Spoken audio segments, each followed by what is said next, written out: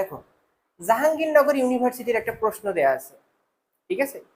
এটা তোমরা মুখে মুখেও করতে পারো, আবার একটা সূত্র দিয়েও করতে পারবা, ঠিক আছে? কিভাবে দেখো, চৌম্বকীয় কোয়ান্টাম সংখ্যার মান, দেখো কোয়ান্টাম সংখ্যা এম এর 60টি মান পাওয়া যায়। চৌম্বকীয় কোয়ান্টাম সংখ্যা এম এর কয়টি মান পাওয়া যায়? 60টি মান পাওয়া যায়। সহকারী কোয়ান্টাম সংখ্যা এল এর কোন মানের জন্য? এল এর কোন মানের জন্য?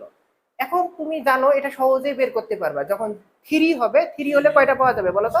60টা মান পাওয়া যাবে। কারণ 0 যখন এল এর মান যখন 3, ঠিক আছে, তখন 0 থেকে প্লাস মাইনাস এল পর্যন্ত হয়। তার মানে এখানে 0 প্লাস 1, ঠিক আছে, প্লাস 2 প্লাস 3, এখানে -1 -2 -3।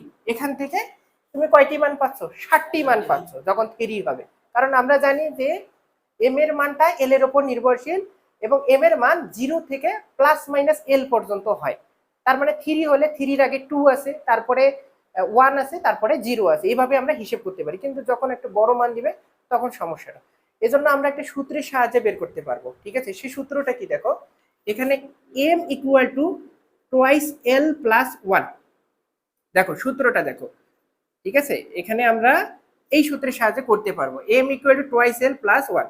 তাহলে আমি যদি এই কাজটা করি, এখানে 1টাকে এইদিকে কনভার্ট করি, এখানে পার করে দেই, তাহলে কি হবে?